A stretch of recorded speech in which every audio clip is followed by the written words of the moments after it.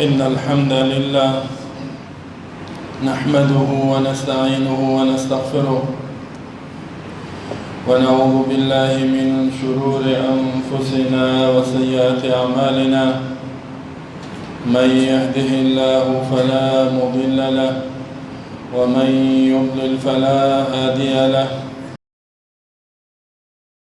واشهد أن لا إله إلا الله وحده لا شريك له، واشهد أن محمدا عبده ورسوله. يا أيها الذين آمنوا اتقوا الله حق تقاته ولا تموتن إلا وأنتم مسلمون. يا أيها الناس اتقوا ربكم الذي خلقكم من نفس واحدة وخلق منها زوجها وبث منهما رجالا كثيرا ونساء، واتقوا الله الذي تساءلون به والأرحام إن الله كان عليكم رقيبا. يا أيها الذين آمنوا اتقوا الله وقولوا قولا سديدا يصلح لكم أعمالكم ويغفر لكم ذنوبكم، ومن يطع الله ورسوله فقد فاز فوزا عظيما. أما بعد، فإن خير الكلام كلام الله، وخير الهدي هدي محمد صلى الله عليه وسلم، وشر الأمور محدثاتها، فإن كل محدثة بدعة وكل بدعة ضلالة وكل ضلالة في النار. وصلى الله على نبينا محمد وعلى آله وصحبه وسلم تسليما كثيرا.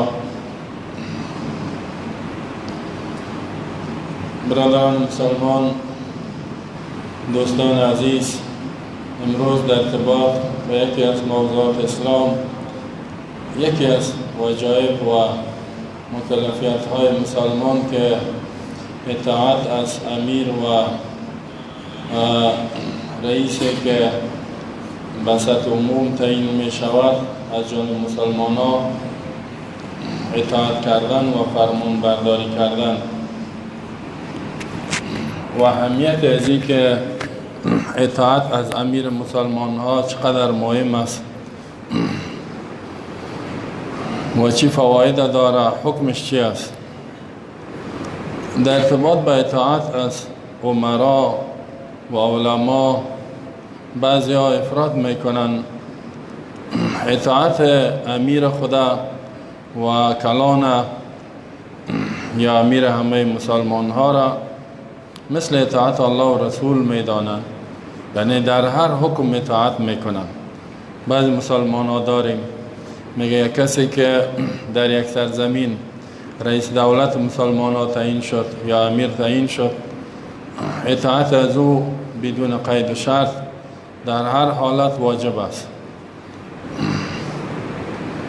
و خروج و نافرمانیش حرام است. هر کسی که میگه باشه و در هر درجه‌ای که باشه، هر نوع اعمال داشته باشه، این در اطاعت افراط است. یا از علمای خدا بعد اطاعت میکنن، اگر در گناه در معاصی در فتوای خود غلط هم فتوا داده باشد اطاعت میکند. این در اسلام تحریم شده، حرام است. بعضی مسلمان ها داریم به این درجه هستند. بعضی هست که از علما و امیرای چه اطاعت نمیکنن، تکبر دارن، غرور دارن، سرکشی میکنن، خودشان هر چه که دلشان شد امور میکنن، عالم احترام نداره هر قدر علمش باشه، خودشان کم علمی را که یاد گرفته و فتوا میته و نظر میته. اینا هم در تفریط هستند، در گناه هستند.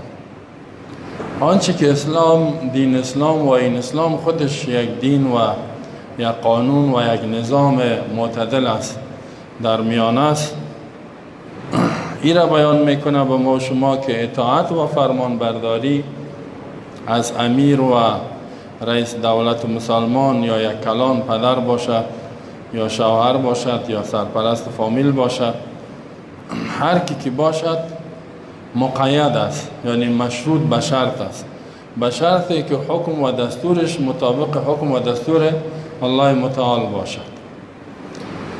اطاعت مطلق و کامل بدون قید و شرط فقط از الله است.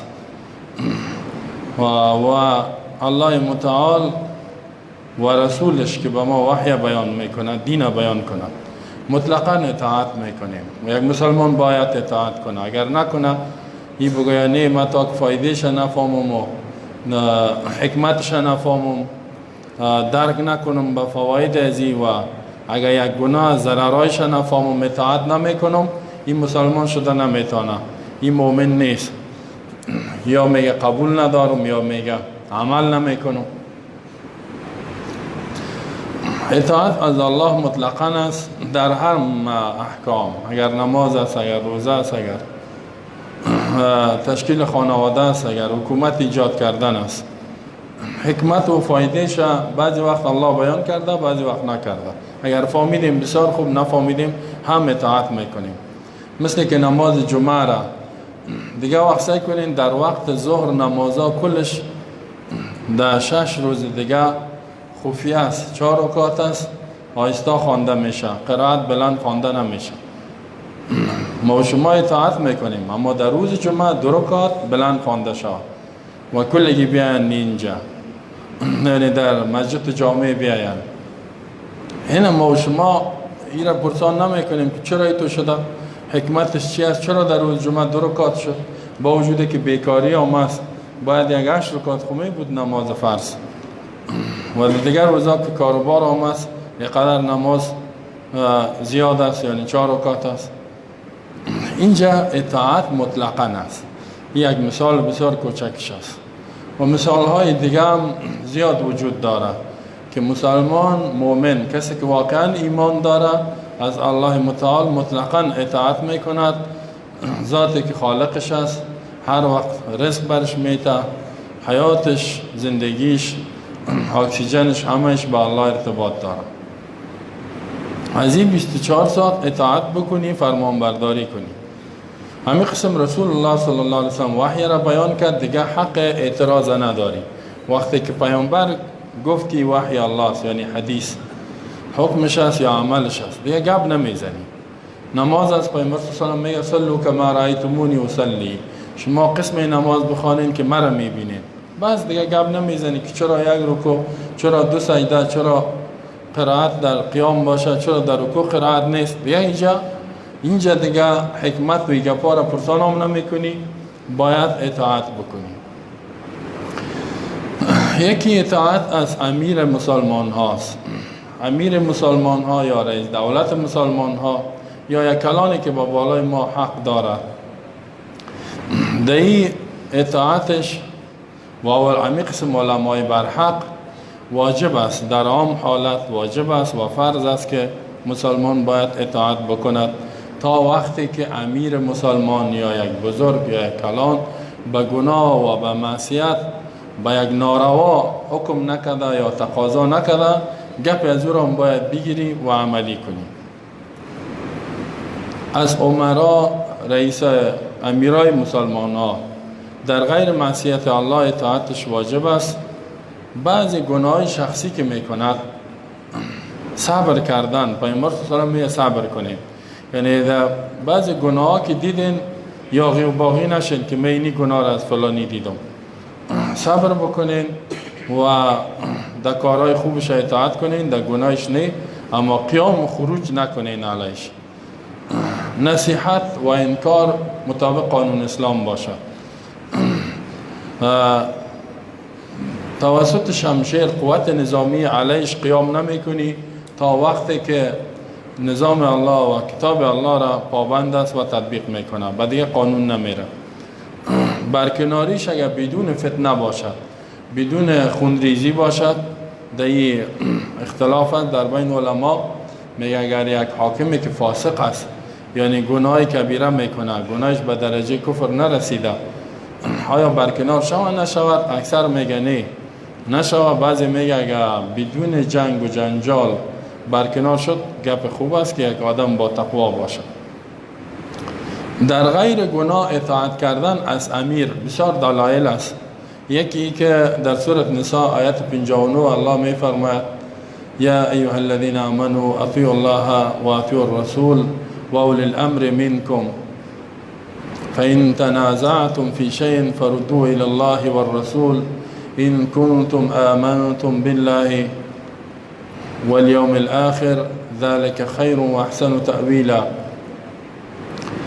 سعی کنین در اینجا الله خطاب به مؤمنین میکند یا ایها الذین آمنوا، کسایی که ایمان آوردین، یعنی ایمان از شما تقاضا داره اطیعوا الله، که در قدم اول اطاعت بکنین از دستور و فرمان و حکم الله مطلقاً بدون قید و شرط. هر حکمی که صادر کرده، حکم الله در کجاست؟ در قرآن است، بعدش هم در احادیث است. و اطیعوا الرسول، و اطاعت کنین از پیامبر آنچه که بر شما دین بیان میکند. یا مطلقاً است، وقتی که میگه این حکم الله است یا این وحی الله است، هدایت الله، دیگه گپ نمیزنی. و اولی الامر منکم، اما سعی کنین در اولی الامر کلمه اطیعوا را ناورده.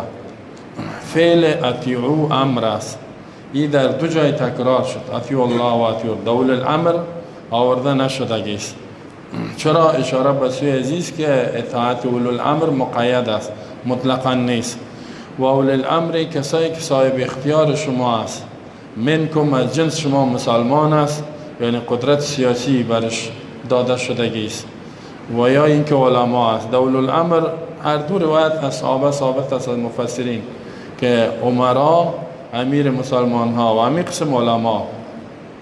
علما هم بسیار ارزش داره، زیرا علما دین بیان میکنن، علمای برحق، علمایی که آنچه که الله گفتگی است حق و آنچه که پیامبرش گفته امور بیان میکنه و با مو کوشش میکنه که عمل کند، ملتزم خود با مو میداند و هر نوع فشارهای زیادی باشد غیر از حکم الله و رسول دیگه چیز بیان نمیکنه. دنیا پرست و دنیا خواه نیست، به خاطر دنیا حکم الله را تغییر نمیده، تعویل ناحق نمیکند، تعویلی که مخالف فهم آیت باشد، تحریف و تغییر نمیده آیات الله را. این بسیار قدر دارد پیش ما و شما علما. در اصل اول خو بعد از پیامبر صلی الله علیه وسلم صحابه کسایی که پیامبر صلی الله علیه وسلم اونا را تعلیم داد و یعلمهم الکتاب و الحکمه، شاگردهای پیامبر صلی الله علیه وسلم تربیهشان کرد، دعوتشان داد و مثل که خودش دعوت میداد بسیاریش با خود همراه کرده بود، مثل خلفای راشدین ابوبکر، عمر، عثمان، علی، که پیامبر صلی الله علیه وسلم میگه علیکم بسنتی و سنت الخلفاء الراشدین المهدیین، یعنی به طریقه ما و به طریقه خلفا عمل کنین. بسیار حق دارد، ما اونا را باید دوست بداریم، خطایی که کردن و خطایشان به الله بسپاریم، گپای خوبشان که مطابق قرآن سنت از قبول کنیم. اگر کدام جا اشتباه کردگی است اشتباهاتشان نمیگیریم. و همین قسم دیگه علما است، عبدالله ابن مسعود است، عبدالله ابن عباس است، زید ابن ثابت، بسیار از صحابه علما بودن، مفسرین بودن، محدثین بودن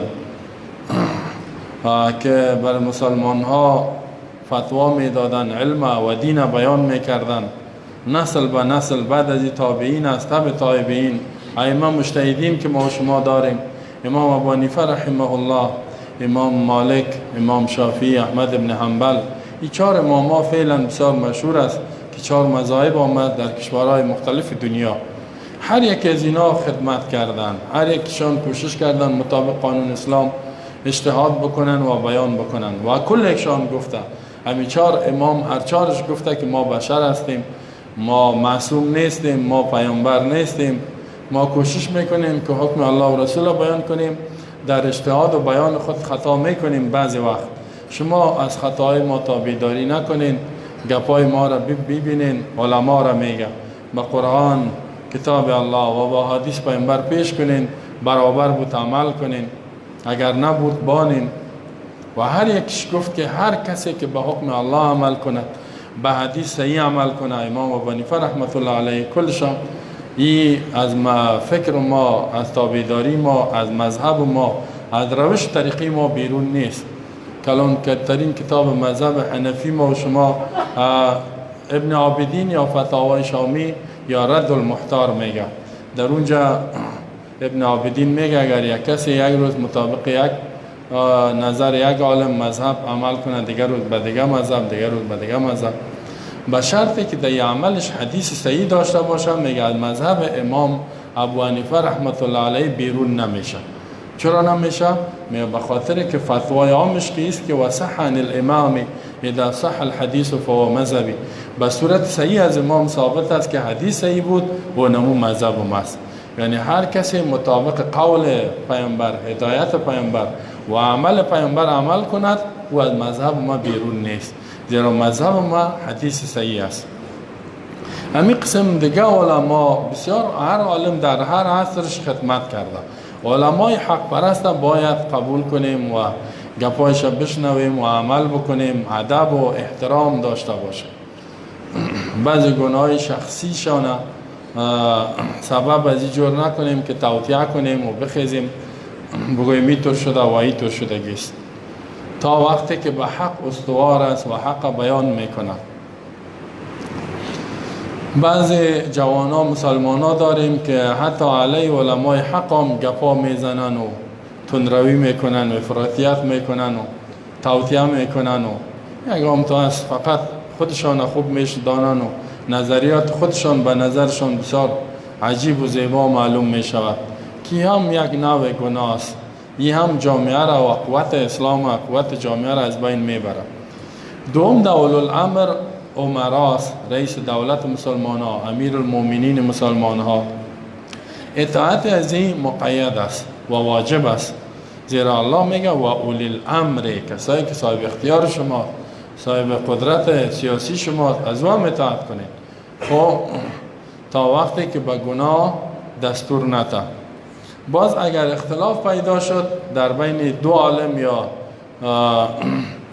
یک عالم و امیر در نظریات، میگه فإن تنازعتم فی شیء، اگر در یک چیز اختلاف کنید، چیز دین، امور دین، فردوه الی الله و الرسول، بگردانین اختلافتان، بازگشت بتین، راجع بسازین به الله و رسولش که الله و رسولش چی میگه. یعنی فیصله در اختلاف حکم الله و رسول است، دیگه کس نیست. نگویم که فلان عالم چی میگه، الله چی گفته، پیامبرش چی گفته، زیرا در همه نزاع حکم الله و رسول وجود داره. این کنتم تؤمنون بالله والیوم الاخر، اگر شما با الله و روز قیامت ایمان دارید، در وقت اختلاف ببینید که الله و رسولش چی میگه و با او عمل کنین و با او منقاد باشین. ذلک خیر، الله میگه اینمی به خیر شما است.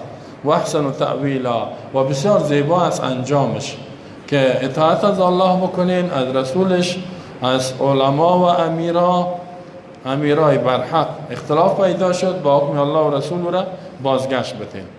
حدیث صحیح بخاری مسلم است، پیامبر صلی الله علیه و سلم میفرماید انما الطاعة فی المعروف، اطاعت فرمانبرداری در کارهای نیک است، یعنی چیزی که مطابق اسلام باشه. انما کلمه حصر است، یعنی در هیچ چیز اطاعت نمیشه مگر در گپی که حق باشه و درست باشه، مطابق اسلام باشه. دوم صبر کردن به تکلیف ها. بعضی وقت یک امیر مسلمان است، یگام کارایی میکند که حقوق مسلمان پایمال میشه، در اینجا صبر کردن. پیامبر صلی الله علیه و سلم در این باره میفرماید، یا حدیث بخاری مسلم است که من کره من امیره شیئا فلیصبر علیه، کسی که از امیرش یک چیز بد میبره، یگام چیزای شخصی گناه را میبینه، فلیصبر، صبر بکنه با او، یعنی علیش نخیزه و توهین و تحقیر نکند، باز جدا و تنها در خفا برش بفهمانه که اینی چی گپ است، یا ما میخوایم در این باره بفهمیم. و دیگه حدیث است، یام در بخاری است، حدیث صحیح مسلم است. سلمه ابن یزید میگه که لما قیل له، هر وقت به پیامبر صلی الله علیه و گفته شد ارایت ان قامت علینا امرا، خبر بده یا رسول الله با بالای ما امرای تعیین میشه، یسالون حقهم و یمنعون حقنا، حق خدا از ما میخواهند ولی حق ما را به ما نمیتن. فما تامرنا، ما را چی امر میکنی، با ما چی میگویی؟ میگه پیامبر فعرض عنه، از روی گشتان، بعد از او گفت اسمعوا و اطیعوا، اطاعت کنین، بشنوین، قبول کنین، این گپ امیر اطاعت کنین. فانما علیه ما حملوا، یقینا به بالای امیر آن چیزی است که سپاریده شدگی است، مسئولیت داره. و علیکم ما حملتم، با بالای شما چیزی است که شما مسئولیت خود دارید. یعنی در کارهای خیرش اطاعت بکنین، یعنی هدفی است که قیام، یعنی خروج نکنین. و سوم نصیحتش واجب است. اگر گناه را کسی میبیند از امیرش یا از عالم بسیار مؤدبانه جدا و تنها برش بگوید الدین و النصیحه. پیامبر میگه دین نصیحت است، دین خیرخواهی است. قلنا میگه ما گفتیم که لمن یا رسول الله، بله کی نصیحت رو بکنیم خیرخواهی کنیم؟ قال لله، برای الله. برای الله این اطاعت از دستورش ایمان آوردن، ولی کتابی، کتاب الله را ایمان آوردن عمل کردن، ولی رسولی برای پیامبرش نصیحت خیرخواهی ایمان آوردن و اطاعت کردن از طریقه و سنت هایش، ولی ائمه المسلمین و امامای مسلمان. اماما یعنی عمرایشان، رئیس دولتشان، از این و عامتهم، عام مسلمان ها را نصیحت و خیرخواه باش. همیشه خیرخواهی، همیشه کوشش کو که خیرت برسه، شرط نه. اینا لسای کنین که این حدیث هم حدیث صحیح است و قوی است. امام مسلم در صحیح مسلمی را بیان کرده. حدیث دیگه است، پیامبر صلی الله علیه و آله میفرماید که انه یستعمل علیکم امراء فتعرفون و تنکرون فمن کره فقد برئ و من انکر فقد سلم ولكن من رضی و تاب. قالوا یا رسول الله الا نقاتلهم قال لا ما اقاموا فيكم الصلاه.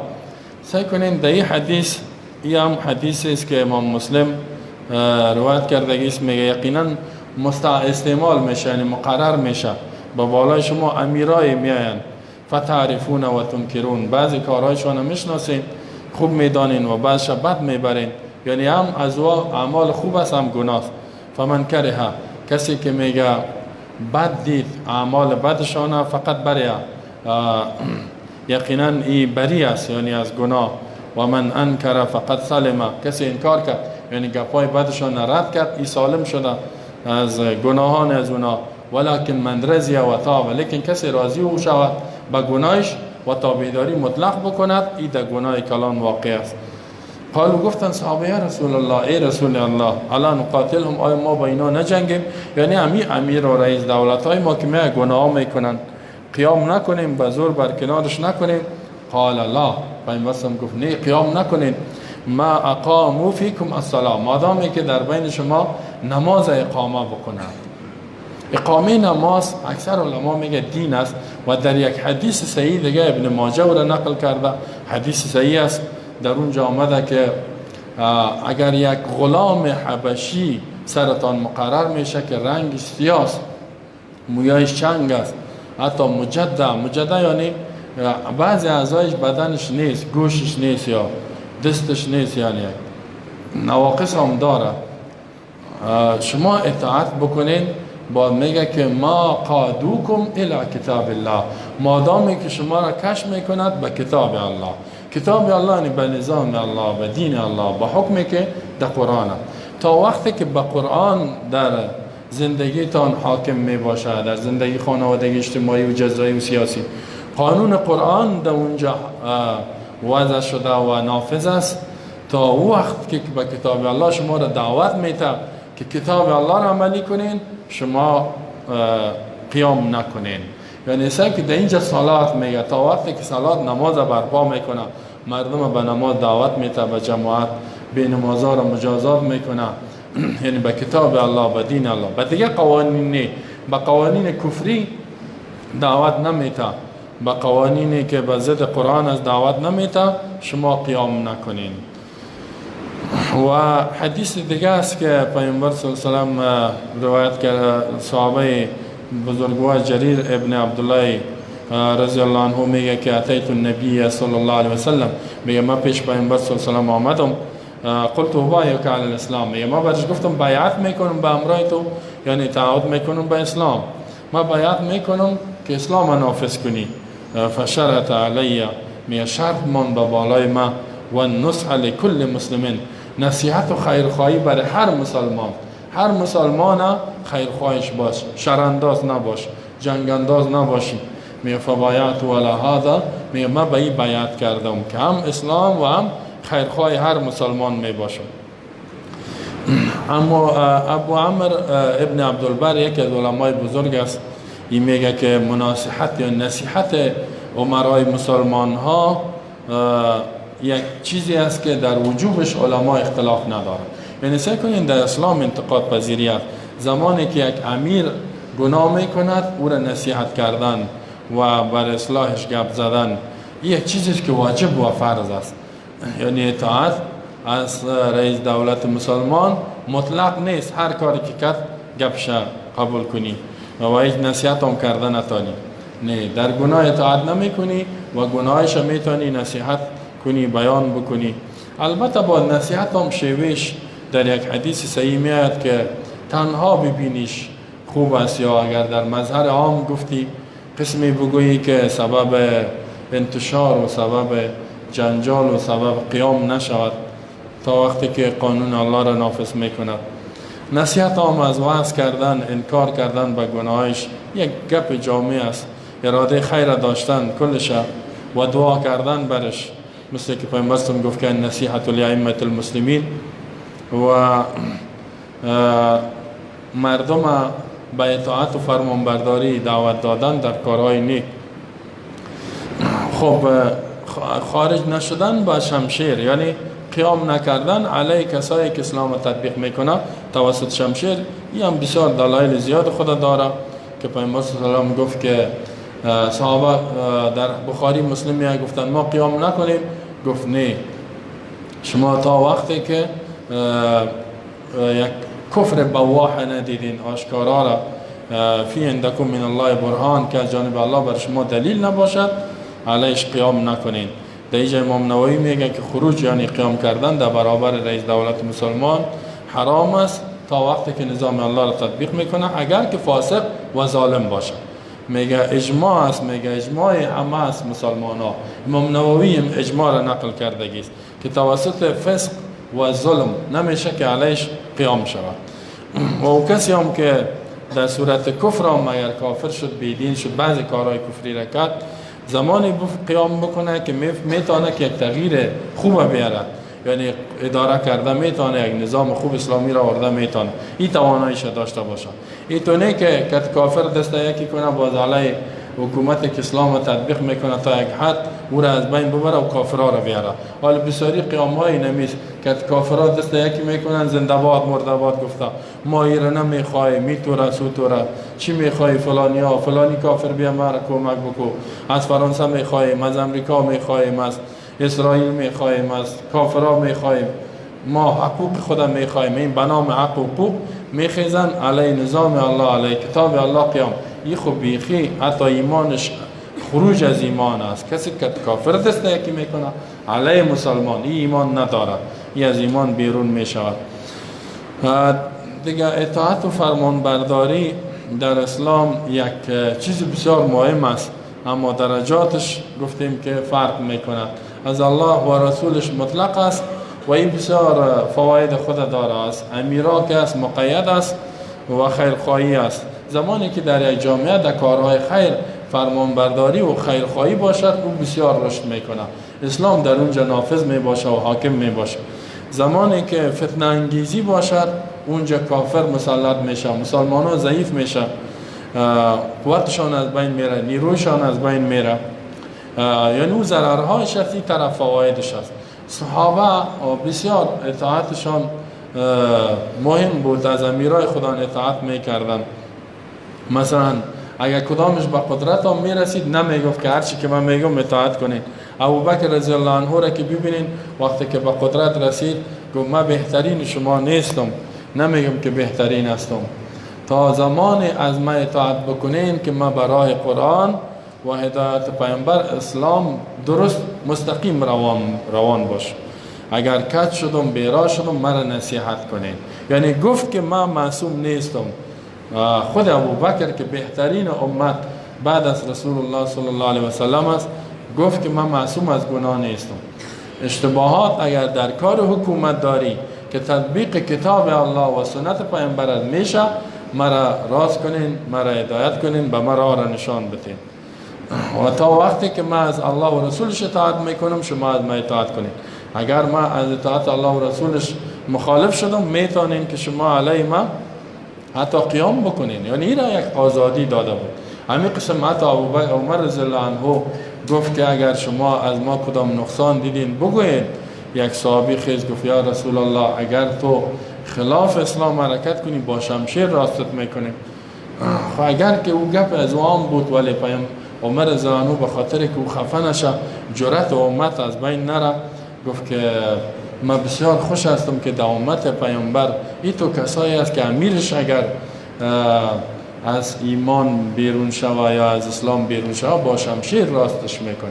یعنی او را تمجید کرد، گفت آفرین، و میرفت والیا را تعقیب میکرد، محاسبه میکرد و میگفت که هر کسی از والی شکایت داره به ما بگوید و حتی پست جور کرده بود که شکایت های مردم بسیار به سرعت برسد. یک حکومتداری، یک مدیریت کرده، آنچنان عدالت بود، سر هیچ کس ظلم نمیشد. اگر میشد ظالم مجازات میشد. که دنیای کفر به عدالت عمر رضی الله عنه کتاب ها نوشته کردگی است. گوستاو له بون فرانسوی را که ببینید تاریخ تمدن عرب و اسلام را بیان میکند و همین قسم جورجی زیدان را ببینید که بیان میکنه از عدالت عمر. مسلمان ها خو ثابت است، یعنی کافرها هم صفتش کردگی است. یعنی در اسلام حکومت داری فقط به خاطر خدمت و عدالت است، قدرت خواهی نیست در اسلام. حتی صحابه نمیخواستند. پیامبر صلی الله علیه و سلم میگه کسی تقاضا میکنه به او داده نشه. ابوذر آمد گفت یا رسول الله استعملنی، مرا استعمال که جای والی تعیین کو. پیامبر صلی الله علیه و سلم گفت که یا ابوذر انک ضعیف. گفت یا ابوذر تو ضعیف هستی. ابوذر سه یک صحابی با تقوا است. ضعیف در چی است؟ در مدیریت و ولایت است. و انها امانه، گفت ولایت و حکومتداری امانت است. و یوم القیامت خزی و ندامه، در روز قیامت رسوایی و پشیمانی است. الا من اخذ بحقها، مگر کسی که حق از را ادا کنه، مسئولیتایش ادا کنه. امام عادل، کسی که عدالت بکند، قانون الله را تطبیق کند، در زیر سایه عرش الله می باشد. 4 درجه داره. سبعتون پیامبر میگه که 7 گروه مردم است، یظلهم الله فی ظله، الله او را در سایه عرش خود جا میته در روز قیامت. بسیار روز سخته. اولش میگه الامام العادل، امو امام رئیس دولتی که عدالت کند. عدالت چی است؟ کتاب الله و سنت پیامبر و اسلام نافذ کند. مظلوم حقش بگیره، ظالم مجازات کند. همه کارهایی که برای ترقی و رفاهیت و خوشحالی مسلمان ها تمام میشه و مطابق اسلام از را انجام بده. این شب و روز در خدمت مردم باشد و تطبیق بکنه نظام الله را. زندگی اقتصادیشان، زندگی اجتماعی و خانوادگیشان رونق بده. راه های پیشرفت ترقی را برشان مساعد بسازد. این بسیار درجه دارد و از این تو امیرها اطاعت کردنش واجب و فرض است. اگر بعضی گناه را میکند فهماندنش ضروری است. دیگه دوستا بعضی وقت میبینی مسلمان ها را وقتی که کافر میباشه در یک سرزمین، نظام اسلام هیچ آثارش نمیباشه، کلگی در اونجا زندگی میکنه، آرام میگردن. وقتی که باز او ظالما گم میشن، از بین میرن، الله اونا را شکست میده، میبینی که فرار است و یک حال میباشه که دیگه نشد، نمیشه که ما در اینجا زندگی کنیم. میگن ما میخوایم از سختی بریم، از سختی میگریزن، به کام مرگ میرن، خدا به مرگ مواجه میسازن. چیزش از طریق طیاره، چیزش از دیگه طریق، چیزش از دیگه طریق. در حالی که تابعیت گرفتن در صورت کسی گفتم که 100% جان ما در خطر یقینی باشه، این در کشور کفری میتونه موقت زندگی کنه. در غیر از او تابعیت از او را گرفتن. تابعیت چه معنا؟ قانونش دیگه، نظامش قبول کردن. حالا قوا شرایط سخت کرده، سابق تابعیت هم میداد، گپ هم نمیزد، میگه این قانون نظام ما را قبول کن. تا 5 سال تا تابعیت اصلی هم برد نمیته، میبینه که اعمالت مطابق قانون ما هست یا نه، قوانین کفری شد. خوب که عملا تو را دید که تابع قانون بودی، باز برای تابعیت میته. این بسیار خطرناک، تابعیت گرفتن بدون ضرورت اشد، بدون حالت اضطرار، این خروج حتی از ایمان است. شیخ البانی با وجودی که بسیار نرم و ملایم است در بخش بیان کفر و ایمان، او میگه که تابعیت گرفتن کشورهای کفری بدون ضرورت از جمله موالات با ایناست و خروج از ایمان است. ایمان خود میگه یه تسمیت و در تحت آیت داخل است که یا ایها الذین آمنو اطیعوا الله و اطیعوا الرسول. یا ایها الذین آمنو لا تتخذوا اليهود و النصارى اولیاء. ای مؤمنین خبردار، یهود نصارا را اولیاء و دوستا نگیرید. بعضهم اولیاء و بعضی از اینا دوستا هستند با دیگرشان، یعنی یکدیگر کمک میکنن، مدد میکنن. و مسلمان ها را الله میگه شما که از اینا یا را مدد نکنین یا را کمک نکنین، با اینا محبت نداشته باشین، جامعه از اینا را خوش نداشته باشین. و من یتولهم منکم فانه منهم. هر کسی که با اینا دوستی کرد، اینا را خوش داشت، قانونشان، سرزمینشان، نظامشان، یقینا یک جمله از اونا است، یعنی این بی ایمان است، ایمان نداره. ان الله لا یهدی القوم الظالمین. سعی کنین جمله بعدیش میگه الله هدایت نمیکنه قوم ظالمه، یعنی تو ظالمی شده که از هدایت الله محروم شده. ظالم یکی ظلم مسلمان از ظالم است. الله نمیگه که ما هدایت نمیکنه، این ظلمی است که به درجه کفر رسیده، یعنی هدایتش سلب شد. چقدر خطرناک است. ما پیامبر صلی الله علیه و میگه انا بریء، ما بیزار هستم من کل مسلم یقیم بین اظهر المشرکین، از هر مسلمانی که در بین جامعه مسلمانان زندگی میکنه. میگه ما بیزار هستم از این. آیا فحاشی، بیدینی، هر نوع عیاشی، هم جنسگرایی، زنا، فحشا در اونجا قانون نیست؟ اونجا که رفتی اختیار زنت، اختیار دخترت، اولادت نداری، حتی اختیار خودت نداری. امر بالمعروف نهی از منکر کردن نمیتونی، بموریام قبر نداری، اونمو تو در جای میپرتن ذوبت میکنن، مرگم معلوم نیست. بعضی از اینجا میدوان در اون جیوزه که توبه بکنن، بگن توبه کردیم دیگه پابند اسلام میباشیم، میگریزه به طرف کفار میدوان. در دیگه حدیث پیامبر صلی الله علیه و میگه، حدیث صحیح است که لا یقبل الله من مسلم عملا، قبول نمیکنه الله از یک مسلمان هیچ عملی را یقیم بین اظهر المشرکین، اما مسلمانی که در بین جامعه کفار زندگی میکنه هیچ عملش قبول نیست، نه فرضش نه نفلش. حتی یفارق المشرکین الی المسلمین، تا که از مشرکین جدا نشه با جامعه اسلامی نبیاد، عملش قبول نیست. میریم میگه اونجا خوب زندگی است، عیاشی است، ببندباری است، آزادی است. دلم ریش من ماندم نماندم، دلم شراب خوردم نخوردم، دلم حلال خوردم حرام خوردم. ایمانت رفت، بر همیشه در آتش میمانی، بر همیشه. پیامبر صلی الله علیه وسلم در مدینه که هجرت کردند، یک سختی بود که در خانه رئیس دولت مسلمان ها یک ماه آتش در داده نشده. عایشه رضی الله عنها میگه حدیث صحیح، یک ماه نه گوشت پخته شده، نه برنج، نه دیگه چیز. اما به کافر تسلیم نشد. در سرزمین کافر مسلمان ها نگریختند. هجرت از دار کفر به دار اسلام است. حال مسلمان ها از دار اسلام به دار کفر میدوند، از سرزمین اسلامی به سرزمین کفر میدوند. باز که بگوش مسلمان هستی الحمدلله، ایمان ما به هیچ کس میگه برابر نمیکنم. ایمانی که از خواهشت بیرون شدگی است تباه و بربادت میکنه. الله در قرآن میگه قل بئس ما یأمرکم بایمانکم ان کنتم مؤمنین، بگو بد است آن چیزی که شما را امر میکنه ایمانتان. یهود هم کفر میگفت و چتیات میگفت اینمی ایمان است. این چه قسم ایمان است که تو را به طرف کشورهای کفری سوق میده؟ قانون کفر، نظام کفر، در بغل کافر خدا میپرتی، عزت آبروی مسلمان های سرزمین رسوا کردی در سطح جهان. پیش مسلمانان ما و شما رسوا شدیم، پیش کافر هم. او رو دیروز یک ویدیو را دیدم، این خوب بغل کردن زنای مسلمان خود زیاد بود. یک تا دیگهشی که بزور او را میکشه اوسو میپرتک 4 نفره همی کافرای امریکایی است، مچم کدام انگلیس است کیست، 4-5 نفره و ای چیق میزنه ایسو در کل جانش دست میتو اوسو میگه برو نمیبریم تو را، ای چیق میزنه و چیق میزنه مرا ببر.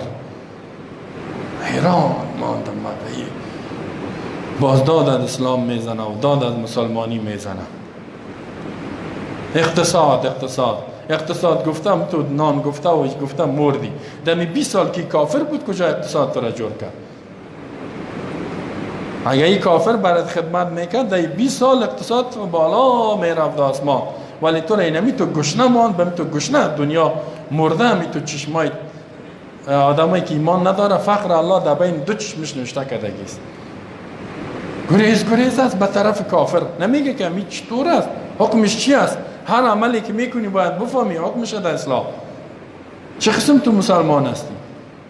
حیران میمانم ما به این مسلمان ها، بی عزت و بی آبرو، بی حیثیت. دیگه الله متعال ما و شما را حفاظت کنه. هر کس در وقت فتنه ها مسئولیت فردی و اجتماعی خانوادگی خود داره و ما و شما باید بیداری بتیم بر مردم، اونا را و هوشیار بسازیم و مسئولیت ها و مکلفیت های خود درک بکنیم. این که دنیا بسیار کم وقت است، معلوم نیست. اونم کسایی که میخواستن برن آنها در طیاره هم 6 تا بودن، زیر رفتید مردار شد رفت. اونم خودکشی است. میفهمی طیاره میره خود. در یک حدیث است پیامبر صلی الله علیه و آله کسی که در موج بحر میره در کشتی را میبره، میگه یکی که از من از بیزار هستم، میفهمه که این میشه برم کشته میشم. این تو یک حدیث در حساب بحر آمده. حال طیاره میفهمی که در می چشام از بین میرم، خودم میپرتی میری. دیگه الله ما و شما را از این فتنه ها نجات بده. دعا کنیم که در بین مسلمان ها محبت الله ایجاد کنه. کسایی که بد هستند اونا را الله اصلاح کنی و اگر قابل هدایت نیستند مجازاتشان بسازه. وبارك الله لي ولكم في القرآن العظيم ونفعني وإياكم بالآيات والذكر الحكيم إنه تعالى جواد كريم ملك بر ورب رؤوف رحيم.